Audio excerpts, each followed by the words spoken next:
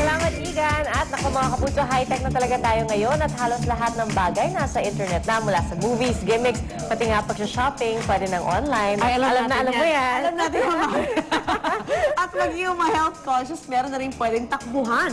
Physical man o emotional health ang gusto nyo ikonsulta, meron ng website for you. Narito sila just one click away. Watch this. Marami ng Pinoy sumusubaybay sa modernong panahon. Kaya pati sa internet, ang kaalamang pangkalusugan makukuha na rin online. Una na dyan ang PinoyHighBlood.com. Pangalan pala ng website, alam mo nang para ito sa may mga hypertension. Basically, pagpasok mo ng homepage, makikita mo na dito yung what is hypertension, information about it, ano ba yung normal BP, ano ba yung mga abnormal BP, tapos yung complications ng hypertension, makikita mo in a way na talagang maintindihan ng mga tao. Hindi lang yan, dahil mismo sa homepage nito, maaari mong i-take ang quiz para malaman ang iyong risk na magkaroon ng hypertension. Makikita rin dito ang Pinoy Community Blood Pressure. Sa bahagi ito, sinusulat ang iyong systolic at diastolic at mamomonitor mo na kung bumababa o tumataas ang iyong blood pressure. Nag-generate kasi ito ng monthly report. At kung may gusto ka pang malaman tungkol sa sakit ng hypertension, isang pindot lang sa Ask Us button, may libre consultation na sa tulong ng mga ekspertong doktor. Sa mga Pinoy naman na conscious sa kanilang weight, ang healthypinoy.com ang best friend mo para maging fit. Dito pwede i-compute ang iyong ideal body weight at pati na rin kung ilang calories araw-araw ang dapat mong i-take. Meron din itong inihahandang menu para sa mga gustong i-control ang kanilang diet. Bukod dyan, meron din tinatawag na preventive check-up kung saan malalaman kung ano-anong klaseng medical check-up ang iyong kakailanganin base sa iyong edad. May self-help section din para sa tips kontra hyperacidity, acne, stress at marami pang iba. At para naman sa mga teenagers, may website na aagapay at uunawa sa inyo. Yan ang teenfad.ph. Layunin nito ay adolescent development na gagabay sa emotional at physical health ng mga kabataan. Dito nasusuri ko ang pinagdadaanan yung suliranin ay depression o stress lang. Pwede kasi mag-take ng quiz dito para masuri ang inyong tunay na kalagayan. Ilan pa sa quizzes ay ang masculine and feminine at commitment ready tests. Maaari ka rin makibahagi sa forum para mag-share na experiences o kaya magpa-counseling via telephone.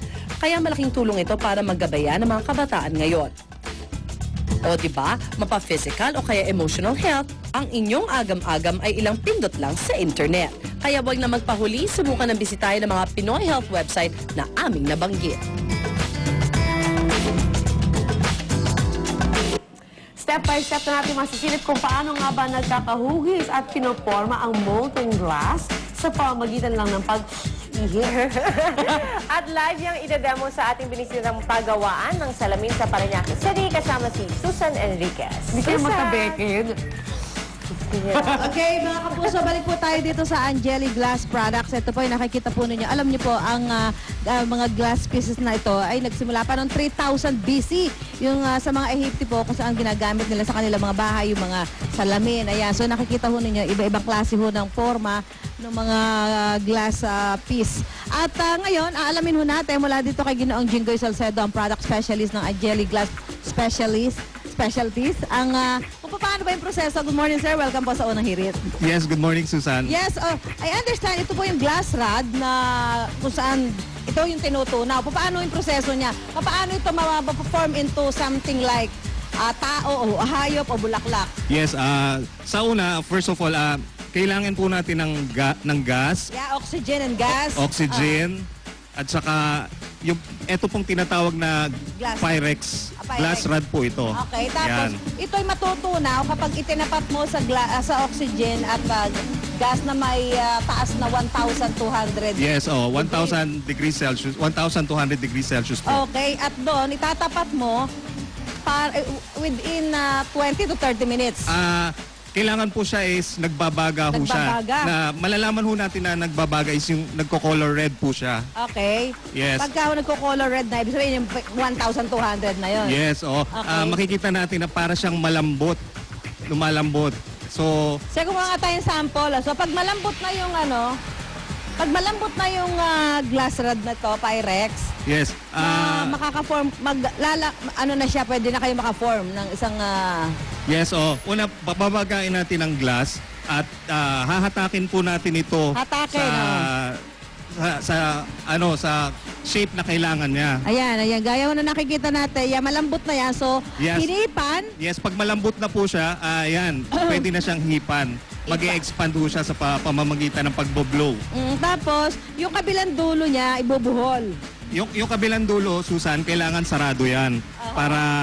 Para yung pag inihip niya, hindi lalabas yung hangin. Doon sa nagbabagang glass, mag-e-expand ngayon yun. Ngayon, kapag na-expand na ho at naibuhol na yung dulo, ano na yung sunod na step? Yan, ang gagawin po ng blower natin, hatakin po niya para ma-shape po doon sa pattern na nasa harapan niya na flower vase. Aha.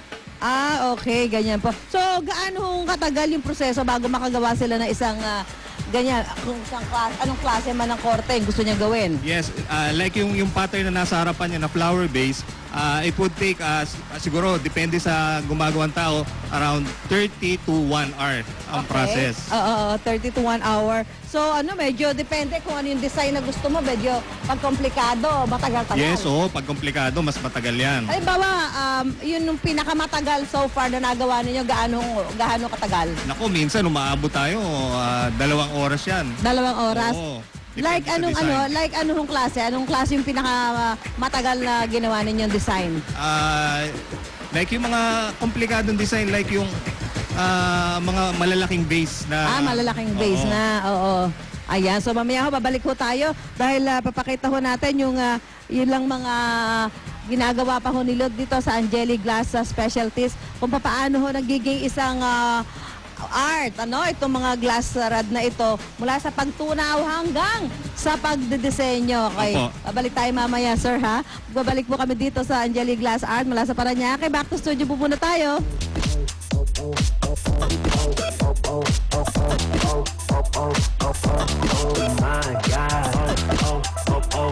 Hanapin niyo kami!